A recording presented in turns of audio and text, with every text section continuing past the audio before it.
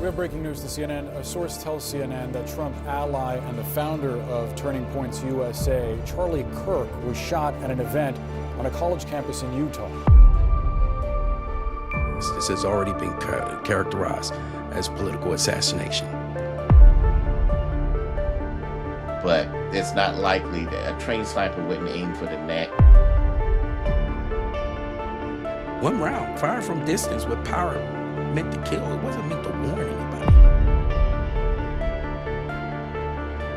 For what? You haven't changed anybody's opinion. You may have silenced him, but his opinion hasn't changed, and the people who agreed with him, opinions haven't changed.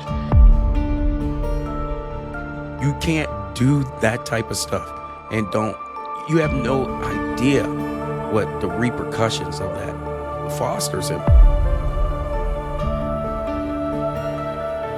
And this is domestic terrorism at its worst.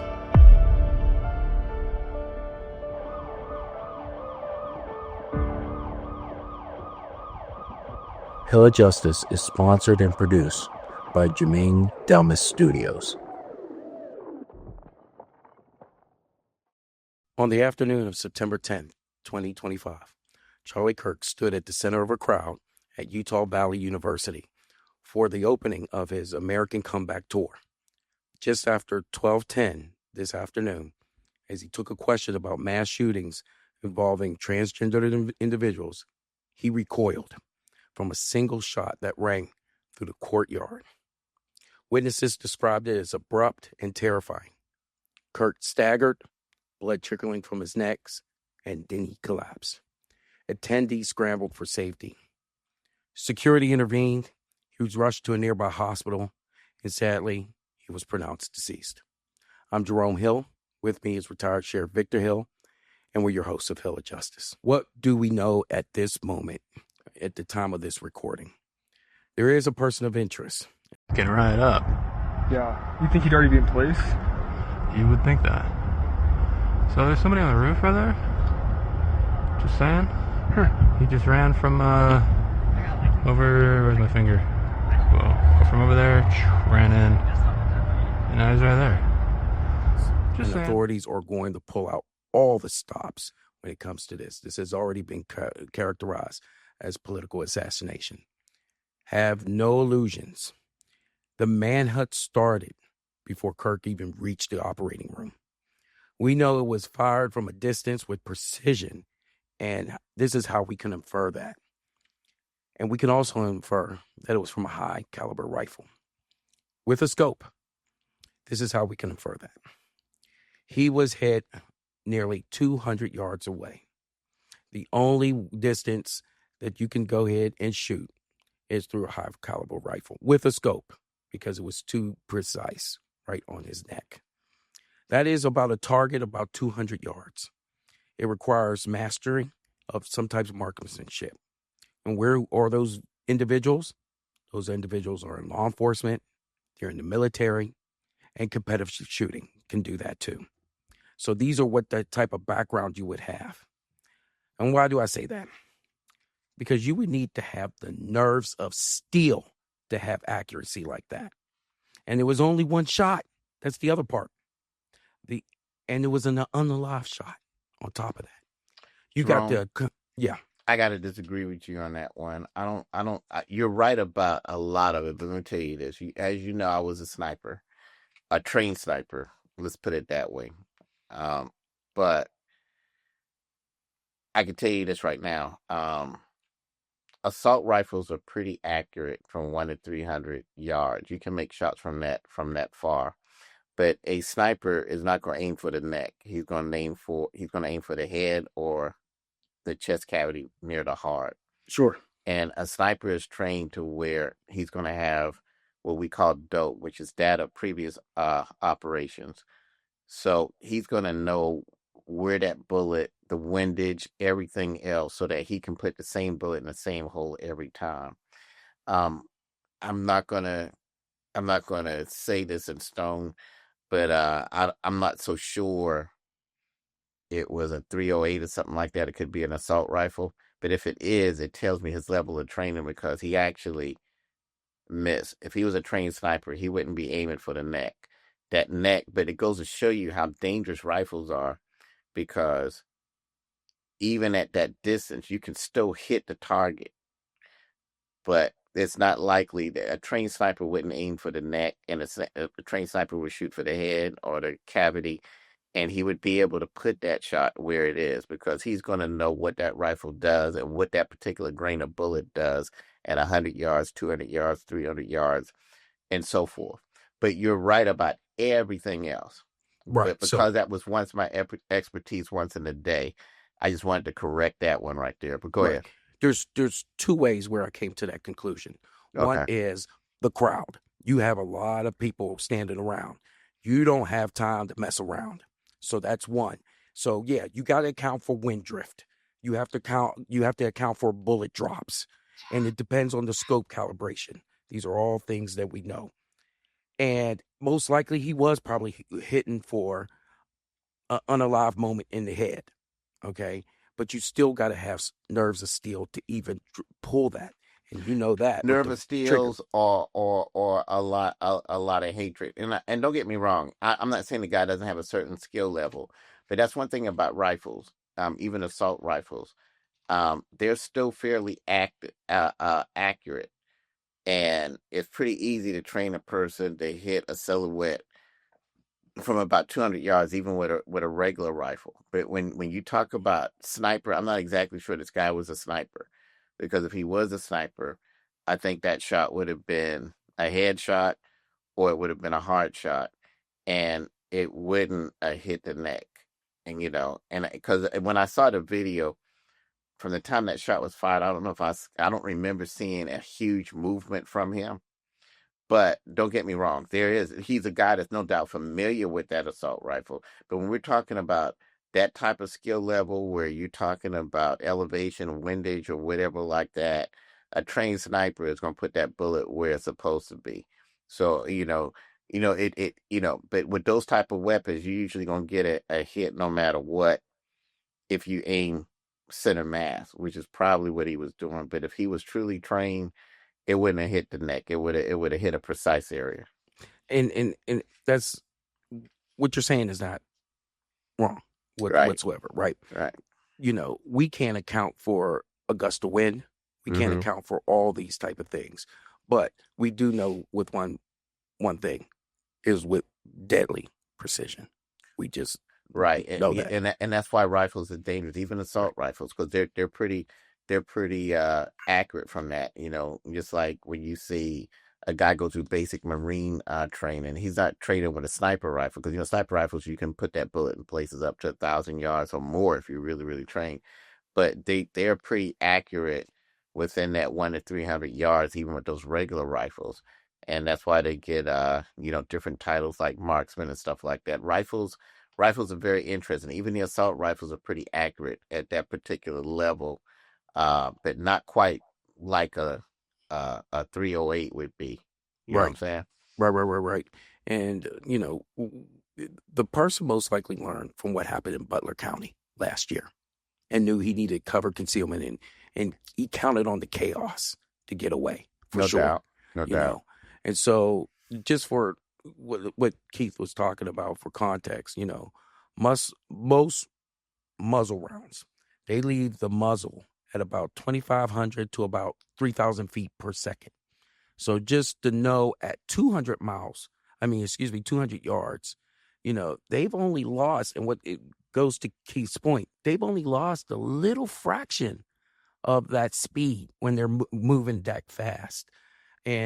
But still with enough punch to go through bone, organs, or even any type of protective gear that you have. That's how devastating those shots can be. Absolutely. The first murder I ever responded to as a rookie, a guy fired a revolver 6 times at his ex-wife and her lover, and he missed 4 times, but twice he hit each one in the throat. And it wasn't because he was an accurate shooter, it's because he missed 4 times. Now, this guy hits 1 time, but remember, he's not shooting with a revolver, he's shooting with a rifle. And rifles are one of those things that it's hard to miss. They're just, you got to be pretty I've taken people to the range who've never fired a weapon before, and they were amazed at how accurate they were. But a lot of it has to do with the fact that it's a rifle, Right, and we're talking about assault rifles. We're not talking about 308s or anything like that. right. Yeah. And a lot of it has to do, there's a other part about this about the solid jacketed round, because that is going to make a pass through and through. So of course, it's going to create an entry point and an exit wound. But then you have, and it seems like this is the case, but it looks like it was one of those expanding or fragmented rounds. And that is devastating. What I'm talking about in part is that it hits in like a mushroom and it shatters, and it can leave multiple exit wounds or pathways. And then on top of it, it leaves the exit wound much larger than when it went in. And those are devastating. And another problem is neck shots are, when I heard it was a neck, that really concerned me because there's just a major artery there. And, it's just a very weak area. It's not exactly the type of area you can put a tourniquet on, for lack of a better term.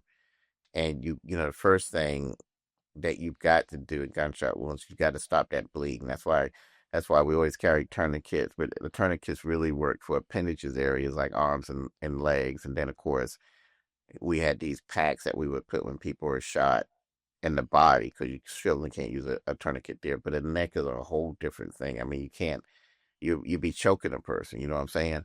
So all you can really do is apply pressure, and the damage is so devastating. And then you're talking about a carotid artery. It was just, it's just a horrible way to go.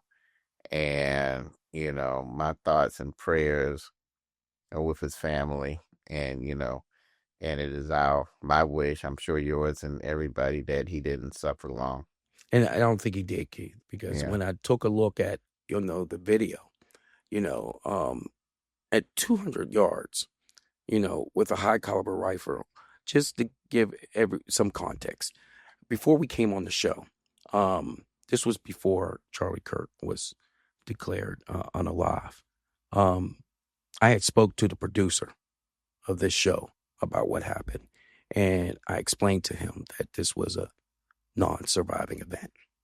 I have never in my career seen anybody who have taken a neck shot like that or a headshot from that particular distance survive. It's just an unsurvivable event when you get hit like that. And you saw it in the video where he gets struck. You see the recoil. You see a puff of smoke. Now, just to give some context about that, when you hear 200 yards and you think it's far away, but for a rifle, that's nothing. Right. And you remember, a football field is 100 yards. So you're talking 2 football fields, what you talking. Right. That's it. The bullet still carries almost all of its destructive force onto matter, onto skin. And we say, this was a precision strike. When we tell you that, we mean it. One round, fired from distance with power, meant to kill. It wasn't meant to warn anybody. The impact itself is faster than human perception. And I want to make that completely clear. A bullet traveling 2,000 feet per second at 200 yards arrives in less than 1/5 of a second. The nervous system can't process pain signals like that. It's just impossible. The best example that we've had, remember last year with Ocean Gate, and we talked about the submarine that went down and it imploded. Those people didn't feel nothing. In 0.003 seconds, it imploded and they were just mush. That was it. Mm-hmm. And they were gone. So victims often describe when they get shot. I remember somebody describing this to me, that it felt like a hard punch or some type of pressure on them.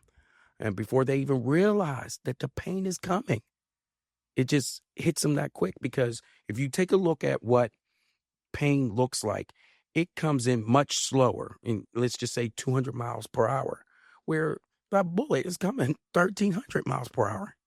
So you're going to get hit first and then realize, and as they said, that you know, once it struck him, you know, all he could do, he had the reflex, grabbed his neck, closed his eyes, and that was it, because shock would come immediately as you lose that much blood, unfortunately.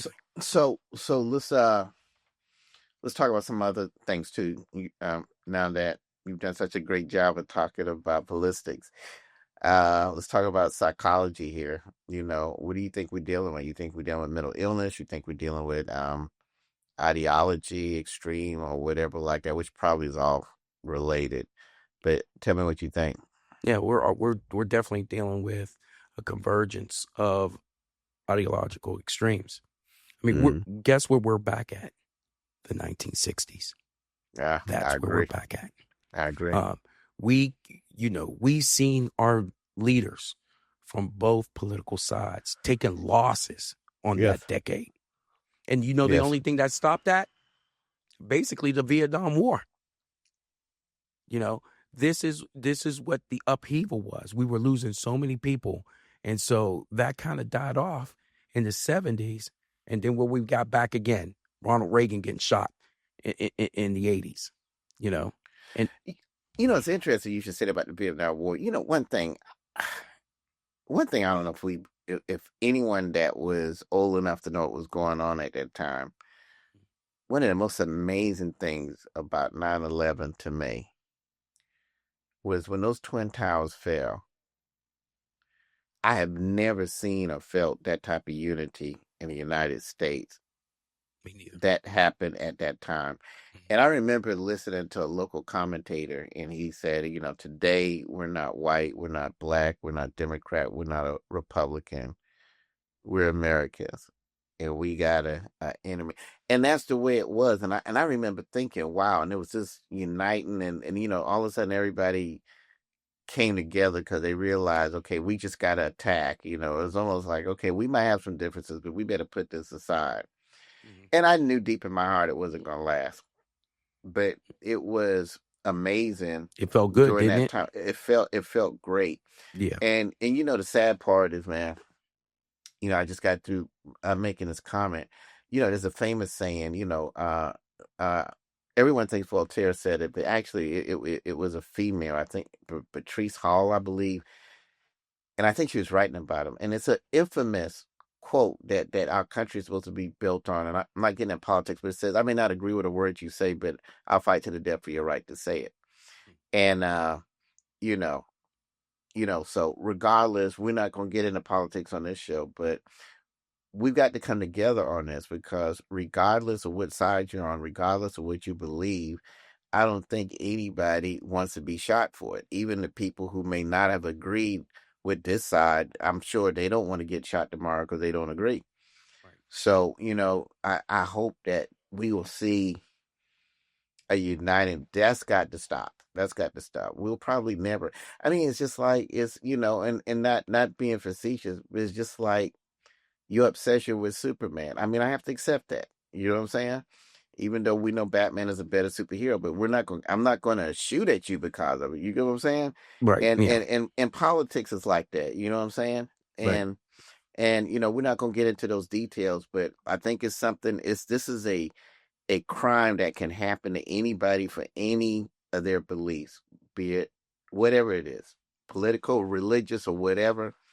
And nobody should fear saying what they feel, regardless of whether we agree with it or not. I think that's right. You have listen. I may not agree with a Superman comic book that you read, but I'll fight for the death of your right to read it. You get what I'm saying? Yeah. Thanks, man. And you're welcome. You're welcome. So this type of violence, is ridiculous. It is. Let's walk everyone through what the next few hours is going to look like. Yeah. The suspect will be formally taken into custody, which he has. And although he's a person of interest, have no illusions. He is under arrest, okay? They have him for something, all right? So he's searched. He's going to be transported to a secure facility because we don't want to have what happened with John F. Kennedy. We don't want to go ahead and have somebody shoot one of our suspects. So investigators from the FBI is going to come ATF, local police. They're all going to begin this preliminary investigation and questioning. That's happening as we speak right now. And of course, he has the right to remain silent, so on, request counsel and everything like that. But, they're going to push hard to establish all types of motive. Of course, affiliations. They want to find out about that and whether he has part of a broader plot.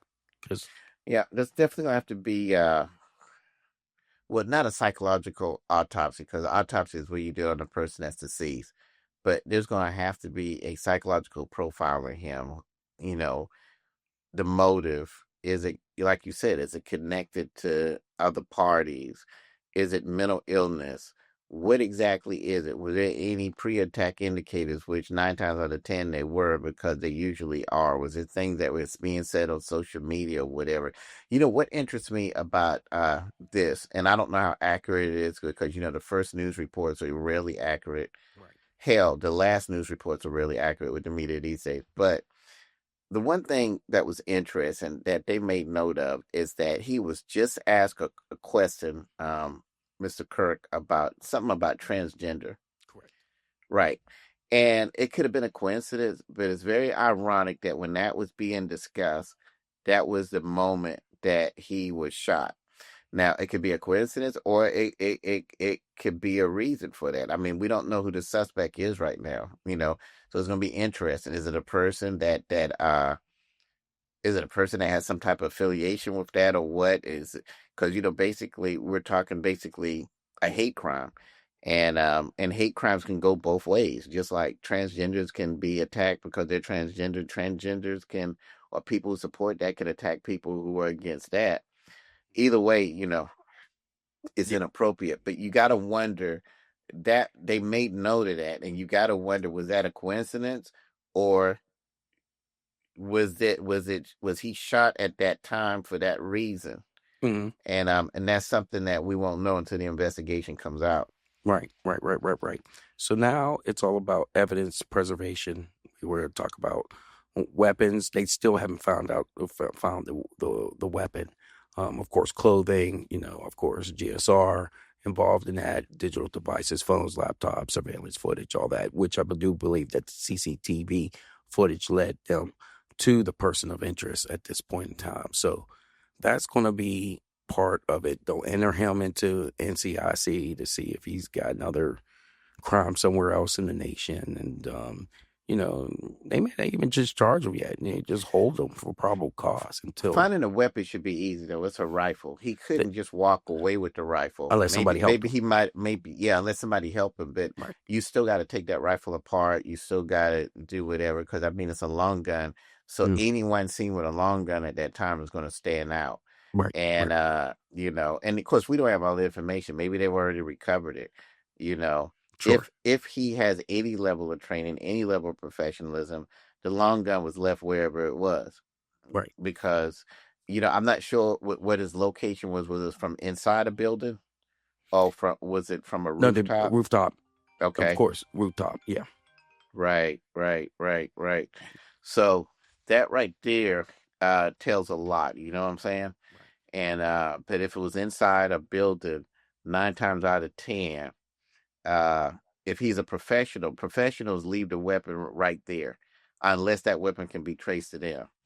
So, I'm already doubting how professional, based on the fact that, if that was a well-placed headshot, a well-placed hard shot, then I would say, okay, we're probably dealing with a person that's a trained sniper. But you don't have to be a trained sniper to make a shot at 200 yards with a rifle. All you gotta really do is just be able to have good control, stabilize, and a good trigger pull, not a jerk pull, and more than likely you're gonna hit somewhere in that silhouette. Yeah. And competitive shooting offers that, and there's so many of them out there. So you got that. Bail is almost certainly going to be denied because of this. I mean, you got, and the reason being is, of course, the flight risk and the public safety matter. But, if once they deem this a political act, you're not coming out. You forget about it. It's done. Which gets me to the other point, because the biggest fight is about to happen now. Utah versus the government. Yes. Who's going to get the battle of trying to put their claws into it? My hands is on, my money is on definitely the government. They're going to make this definitely a civil rights issue and say, hey, guess what? Political free speech was assaulted here, bar none. Yeah, and they probably both will. And I would hope at times like this. You've been a cop probably just about as long as I've been, and the interesting thing about big cases is egos and people fighting over whose jurisdiction, who's going to do what. But I would hope that this would be a time where law enforcement's going to work together and not fight over jurisdiction. And if that's the case, if you want to throw state and federal charges, that's fine. The main thing is to make sure that this person is locked away from society and that he is punished with the full extent of the law. He did more than take a man's life today. He put terror and trauma in a whole lot of college kids. Imagine being at an event like that and you're there listening, conversing, and to see that. The video, I know a lot of people watched the video. It was hard for them to take. And you and I have seen a lot of carnage, but it was a very, very sad video, and especially when you think of the environment, the young kids that were there, the fact that whether you agree with him or not, he was a family man with kids, and so to have your father, your husband killed in front of the world in such a savage way. So he did more than take his life. He, the trauma, there's a lot of people that probably never feel comfortable speaking in a crowd situation like that ever again. Mm-hmm. And that's not supposed to be the case here. Not in this country. This is supposed to be the home of the free and the brave. Yeah, you got that. You also have the fact that at this point in time, the just to advise you, Utah is a death penalty state. That's on the state side. So you have the state that's going to go ahead and whoever they find, they're going to go ahead and give them the death penalty. Have no second thoughts about that. He's getting the death penalty case. Have no thoughts. And the government is. And rightfully so. And rightfully the so. government's going to push that hard. And so it is, as far as I'm concerned, whoever that person was, as soon as they pulled the trigger, they pulled the trigger at themselves. Yeah. That's what they did. I mean, it's over. And for what? Right. You haven't changed anybody's opinion. You may have That's silenced the him, point. but his opinion hasn't changed, and the people who agreed with him opinions haven't changed. And it like I said, the only thing that you may have done is, and maybe that's the objective, is to terrify people into silence. Right. But as you know, it is written, the weak will go silent and the strong will stand. So, and there's probably 10 more that just came out of this situation. 10 more Charlie Kirks that came out of this. You can't do that type of stuff and you have no idea what the repercussions of that fosters and generates. So, let's make sure we discuss this though. I think one thing that law enforcement is going to have to do. Okay, I realize Charlie Kirk is not the president. I realize you can't give secret protection to everybody, but our campus police, when they have these type of events, are going to have to get a little bit more on the job. I'm not blaming them, but I mean, they're going to have to think, okay, we're in a new time now. And we're in a time where, a college campus is supposed to be a place where controversy can be discussed, where you have controversial figures come and talk, and we stimulate free thought. That's what's supposed to happen, and that should never end. But they're going to have to do threat assessments now. They're going to have to say, okay, listen, this is controversial. We got to make sure. We got to check the rooftops. We got to check any buildings with windows and stuff like that. We've got, it's got to be anti-bomb, anti-sniper, anti-assault, just like for anything else. And the police are going to have to step up their game on the campuses anytime they have situations like this. And of course, to be honest with you, that needs to happen anywhere. I don't care if it's a football game. I don't care for whatever. We're in a new age now. So anywhere where there's a large crowd, everyone has to be thinking anti-bomb, anti-sniper, anti-assault, uh, everything. That's just what it is now. Anytime you have a group of people gathering, I used to do a Halloween event for kids so they could have a safe place to be.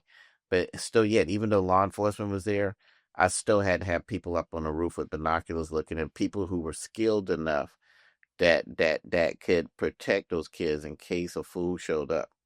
We had to occupy areas where, suppose somebody decided to do that. Well, we already had those areas occupied.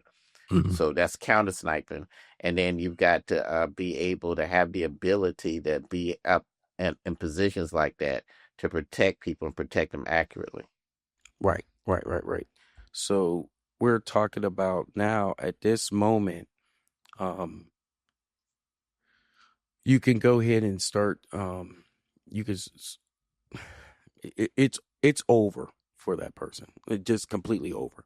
So the only fight that remains is going to be between the federal government and the state. And let me tell you something right now, the feds are going to take this 100%. I don't think anybody should be fighting. It just needs to be done. Right. But, Yeah. I I a get high what you're profile saying. case, right? Yeah, and if I was a state, or if I wouldn't have a problem with them taking it if that's the case, as long as the job gets done. It's not who gets the credit. Right. But let's get the job done, and it needs to be thorough, because if there's anyone else connected to this, we need to know. If there's any group connected to this that could strike again, there's a lot that needs to be done very, very thoroughly, and you're going to need federal resources for something like this. And that's my point, and that's why my money's on them, because the FBI and the DOJ, they smell any type of terrorism, civil rights angles, and then with the other alphabets, they're about more well equipped to go ahead and handle that, because They are. you're not going to beat out the resources of the government. Right, That's and just this is the facts. domestic terrorism at its worst. Without a doubt, Absolutely. So, that's it for this episode of The Hill of Justice. Please like, subscribe, comment about the matters we spoke today. On behalf of my brother and I, and to the Kirk family, our utmost condolences to you all and his family.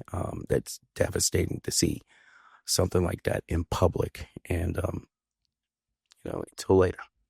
Absolutely.